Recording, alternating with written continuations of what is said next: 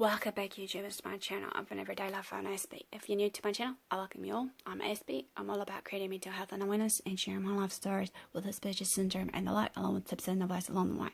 So if you haven't been following me at this point in time, I'm just trying to vary up some of the topics before I give you the lowdown of what's been going down with me, hopefully in the next few days, on what I've been planning to do for you all. So hopefully you can sit tight and remain patient till this comes to light of what I'm going to share with you all.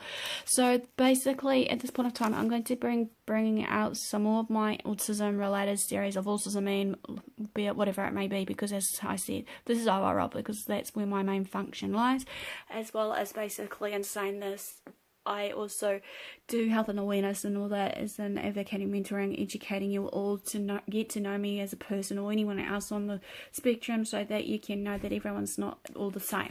So as we know, basically this one's going to be another autism end series basically, and this one's going to be called Aspergers or Autism and Employment, the most common issues that we find in the workplace. Smash the like button if you're liking these, comment below. And also in saying this, maybe even though this is a long-winded topic, I'm going to just break it down to just 4 common problems that are in the workplace that we face as autistics in our everyday life, regardless what it may be. But this can go on and on and on and on for many other, common areas or issues in the workplace. But if any of you wants to comment below, feel free to comment below some more of the common issues that you may have faced while being hired or what have you in your workplace, so that we can gain a better understanding and everything else, so that hopefully that we can understand each other as a whole. And in saying this, if you're liking these, feel free to comment below also, just to let me know how I'm going with these for you all. And hopefully it's giving you a bit of clarity and understanding about me. And in saying this, that feel free to follow me on my social media sites, as well as turning on the notification bell below if you haven't done so already, to keep up to date with the new content that's about to come out, hopefully, and saying this regardless what it may be of the everyday topics I bring. So let's begin this as said. So the first issue that comes into play for many of us autistics is communication, or lack of, or what have you. As you are aware that sometimes it is important for many of us in our daily lives that, we do communicate daily on a regular basis, regardless if it's non-verbal versus verbal communication, right, to others. But what I'm meaning here, for many of us autistics, some of us basically have the misunderstanding, communication or misinformation, which the information is obviously been given out, wasn't clearly received from the receiver, whoever it may be, you see. So in saying this, I'm going to give you a clear example to what I'm meaning here, to give you a basic understanding for this first issue. So for most of my life, I tend to forget with my short-term memory or long-term memory what I need to do on a full regular day, regardless if I was at school or at work, regardless what it was in the past. So therefore, I've come down to having less, and many people are rolling their eyes back at me, probably thinking, waste of, Mother Nature, waste of paper. Why can't you use just phone or something? I tend to do it on a repetition on the daily of putting my list either in the phone versus paper, so it can be clear as day, and plaster it in certain places in the room or whatever it may be. And in saying this, with these lists, I prioritize what's important and least important throughout the day of what needs to be done, like a to-do list. And in saying this, with the to-do list, that is, in there, I'll have a little checklist to check on my progress throughout the day as well. Also in saying this, with those tasks they need to be broken down into smaller chunks, because obviously for many of us autistics, we can only maybe focus on 1 or 2 given tasks. Some of us will be so self-obsessed with a given task, but don't forever for it. Just kindly, tap us on the shoulder, say, hey, take a break, or hey, we need you for something else, because obviously it will be good to know about that in some way. In saying this though, too much information though, and if you gave it on the oral sense though, however, can often lead to a sensory overload, or sometimes, depending on the everyday situation, a real bad meltdown. So a tip here maybe is we need to highlight some key points versus in the to-do list, or keywords, hearsay, as well as maybe just in an everyday, if you sent me an email in regards of a set of instructions, and if saying this, I might have to be sure to remember to put in my calendar or whatever, maybe to print out that list of instructions that you may have given me based on it, or just a little email in regards to maybe I need to be somewhere at a given time and place and what I need to bring. Maybe he say, you know, who's going to be involved in that meeting, maybe if there is other people involved in that meeting, because it's obviously important, as I said before, for many of us autistics to know in advance what's going to happen based on if there is a meeting or us having to go elsewhere, so that hopefully we can be comfortable or be able to get out of our comfort zone, you know, sometime. But some of us don't like change, so just slowly and surely just to pull us out of our, you know, comfort zone. Another tip here for you guys is maybe formats of the info does make a huge difference for me and maybe many other autistics.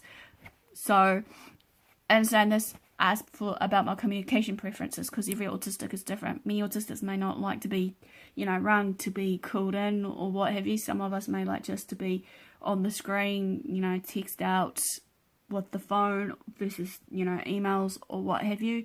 But in saying this, just ask for the communication preferences, just because, like, I feel that people may assume on an everyday that everyone may have got the info regardless what it may have sent in a form of email, text and whatever, and sometimes it gets obviously read between the lines. Some of us autistics will read through black and white, and also in saying this, that gives out the wrong impression for many of us, obviously. So I feel that, you know, we need to be real here, that, you know, for real assumptions it can be really dangerous, but the golden rule is, if in doubt, ask for help or just ask for a clarification. Tip 3, always check to see that your message has been received in the way that you want it to be received. Even though for many of us autistics we say what we want or what have you, or sometimes how we say it and what we want to say can obviously cause a bit of conflict, confusion, misunderstanding and all that, and that we need to maybe, and saying this for a tip, to check on you guys for clarification, to make sure that we obviously got the information right pre-hand, ask you for some guidance if we are stuck, hearsay, and then maybe response to a feedback that is received, that yes, you know, it is what I said, you can continue on to what you have to do or what have you, or just clarify it up so that we can be on the even par with you. Once feedback is received, however, we may interpret it different to you, as I said before. So in this, it's the follow-on, avoiding any misunderstandings. So the tip here is repeat back the message to you guys to check your understanding, and vice versa. That goes for me as well. I will then check to reflect on what was said before I continue on my everyday task that has been given to me, be it, you know, in a written form, oral form. I'm alright for some things orally in a short but sweet manner.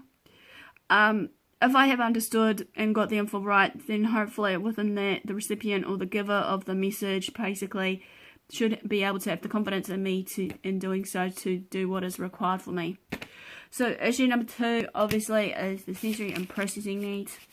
Sometimes in some workplaces, if it gets too much for me, be it too much noise going on, and I can't think straight, and leads to me an overload or a meltdown, as many autistics would, I need to let others know about my needs to be met, and it will affect my performance if it hasn't been met, however, and the ability to work.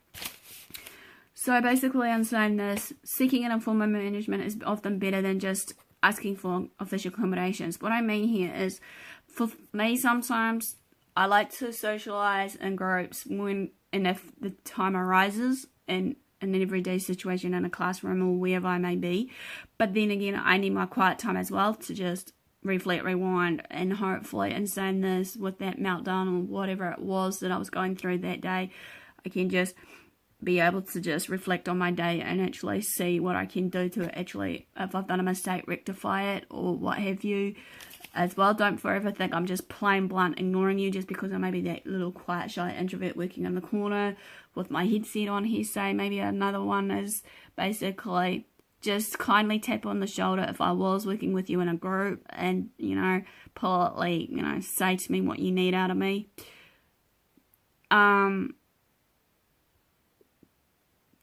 Or another way of getting my attention is maybe just gently tap on the shoulder, write a note down if need be, if the environment is still a bit noisy for me, and I can just, you know, pass back notes, and hopefully it doesn't slow down the other person's productivity and work.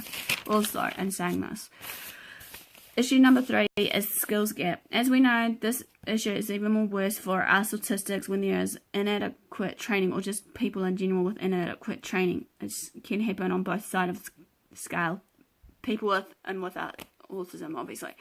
Many people will be more or less competent in some of the skills that they may have, regardless what it may be. So, for me, again, I avoid things that are difficult for me and just work to my own strengths of what I can do, even though many people may think it's wrong for me to do so. But then again, now I'm learning to try and work on my weaknesses as well versus my, you know, strengths.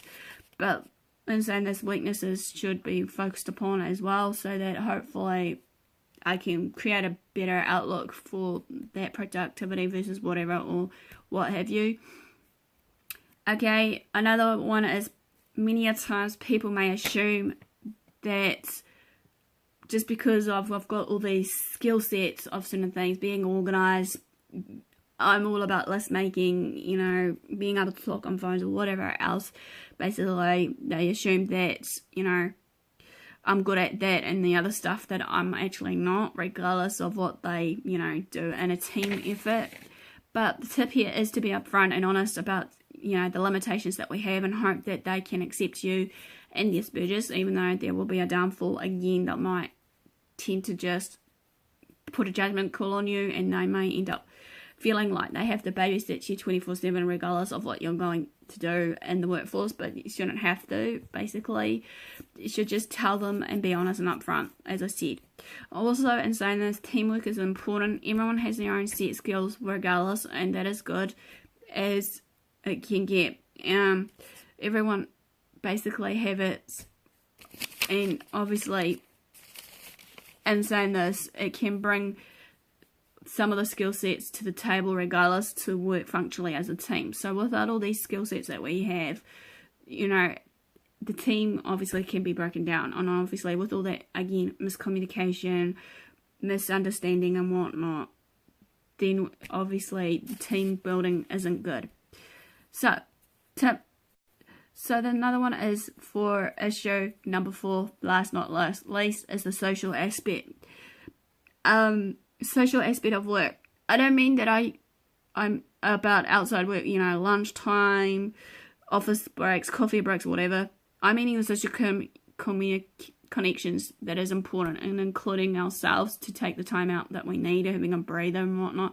But for many of us autistics, you know, we do want to try and do our best to socialise with others outside our working hours, be it regardless what it is, because obviously, as we know, social interaction and connection within the group that we've been working with is important to build up reports, and also, as saying this, it can build up some team of networking for us, and hopefully later today, if we were moving up the scale or ladder of where we're at work, to, you know, have promotions and whatnot. So basically, hopefully this ends the second part of the Autism Man series of the employment. Smash the like, comment below if I missed out anything. Also, feel free to follow me on my social media sites. Feel free to, you know, subscribe, as I said before, because I'm hoping to do this on a daily or weekly, depending on my schedule. But don't forever fret, because I'm always floating about it, either on my page on Facebook or other pages on Facebook. So I'll be around somewhere. If you guys need me, private message me if need be on my AspieAnswers if need be. So feel free to share these videos around to family and friends. Not further ado, guys. Thanks for support. Thanks for watching. Do what you love what you do. Until next time, Aspie signing out, and I'll see you again soon. Ciao for now.